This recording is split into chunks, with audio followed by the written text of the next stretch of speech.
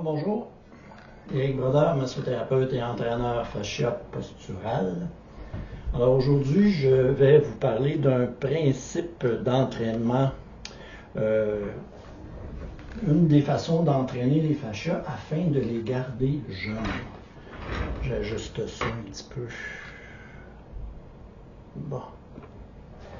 OK. Alors, nos fascias, de la façon dont ils sont organisés au niveau des fibres de collagène, je répète, les fascias, ce sont des enveloppes musculaires.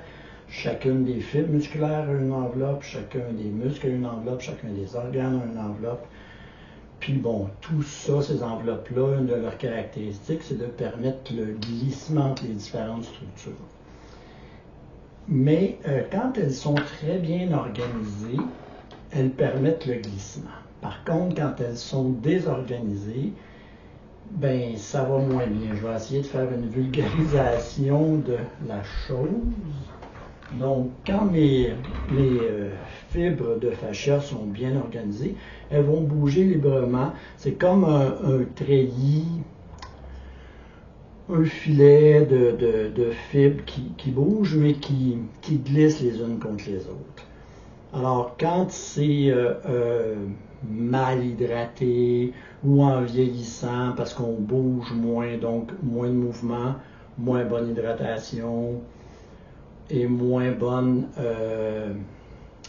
absorption de l'énergie, moins bonne explosion.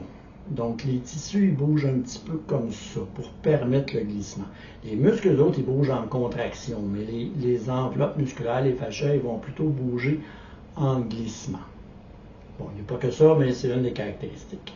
Et quand on prend de l'âge, ou par exemple, si on est longtemps immobilisé, si on a eu un plâtre ou des choses comme ça, ben nos tissus, ils sont plus comme ça. Et là, quand on veut mettre du mouvement là-dedans, il ne se passe pas grand-chose.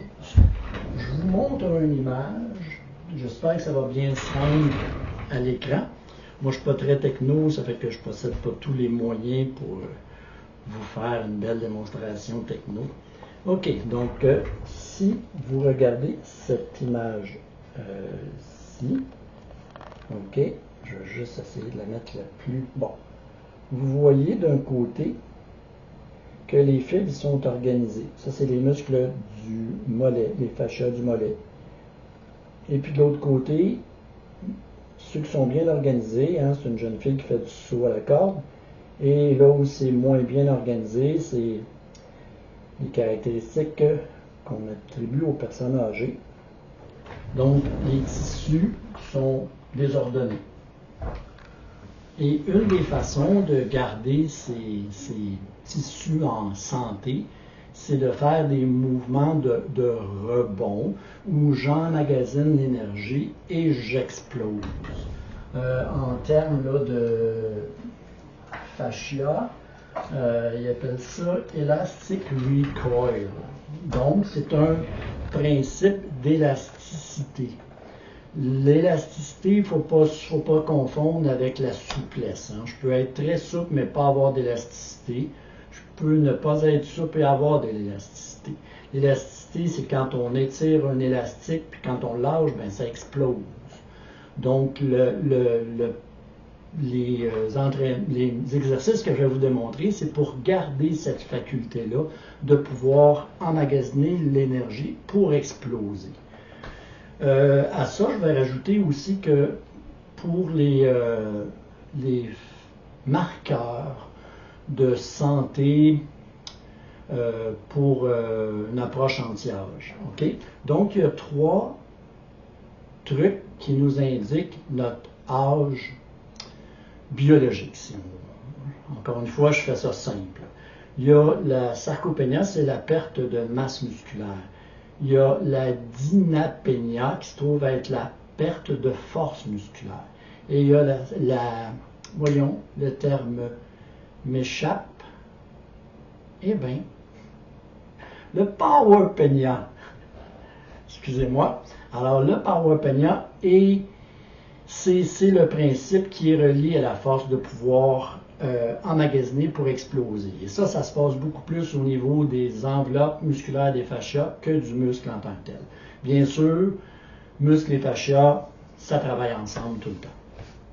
Mais si on veut garder une organisation structurée au niveau des fascias pour ce qui est de la capacité de pouvoir exploser, il y a une façon plus propre à ces caractéristiques-là pour s'entraîner. Alors, je vais juste démontrer et en même temps expliquer. Donc, simplement, on peut y aller avec les sauts comme pour la corde à lancer. Et là, le but, c'est pas d'en faire beaucoup, c'est d'en faire régulièrement pour garder cette capacité-là effective. Donc, c'est encore une fois, c'est use it or lose it. Et plus on l'utilise, bien, plus on l'entretient. Et il ne s'agit pas d'en faire beaucoup, il s'agit d'en faire plus souvent. Et ce n'est pas dans la dynamique de prendre de la masse musculaire, je vais faire 3 séries ou je vais travailler très fort. C'est pas tout à fait la même approche. Hein. En fait, on ne veut pas fatiguer, on veut juste réveiller la capacité de pouvoir emmagasiner pour exploser. Donc, si je vais avec cet exercice-là, dès que je commence à sentir un petit peu de fatigue, je peux arrêter, prendre une pause, puis par la suite revenir, mais là, je peux y aller avec des sauts de côté, sauter sur une jambe. Bon, comprenez le principe. Pour ce qui est du haut du corps, alors ce que je propose, c'est d'y aller avec les... Là, j'absorbe avec le mur, puis j'explose. Et ça ne doit pas être vos muscles, ce n'est pas un entraînement musculaire, ce n'est pas un push-up au mur, c'est vraiment j'absorbe et j'explose. Donc encore une fois, aussitôt que je commence à sentir de la fatigue, mon exercice est fait. Je poursuis pour aller un petit peu plus loin dans la progression. Je vais arranger l'écran. OK. Donc, pour faire à la fois le haut du corps et le bas du corps, ce que je trouve très efficace, c'est dans la position du 4 pattes. Alors ici, ce qu'on peut faire, c'est d'y aller au niveau des membres supérieurs. Donc, j'emmagasine, j'explose. Même chose à l'arrière, j'explose, j'emmagasine. Et si vous portez attention, vous pouvez percevoir que c'est intéressant d'essayer de contrôler l'exercice pour ne pas faire de bruit. Donc, avoir une petite attitude ninja. Donc, quand c'est au niveau des mains, même chose ici. Et celui qui fait à la fois les membres supérieurs et les membres inférieurs, donc des orteils au bout des doigts, je le démontre. Donc, j'emmagasine, j'explose.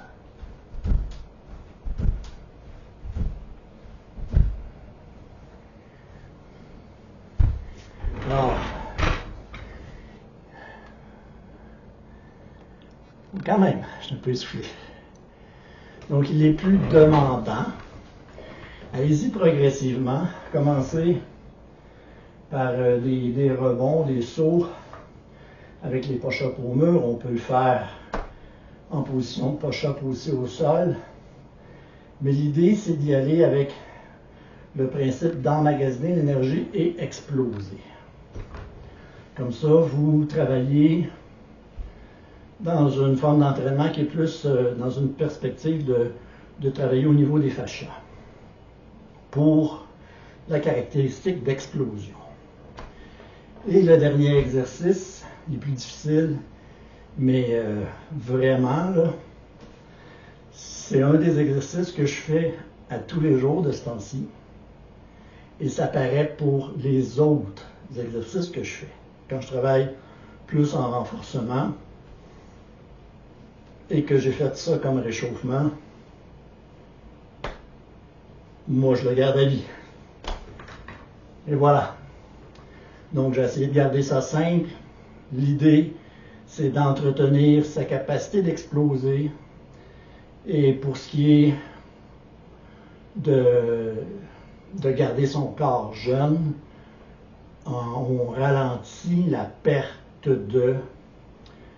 d'élasticité, comment est-ce qu'on appelle déjà, de power penia. OK? Bonne pratique tout le monde.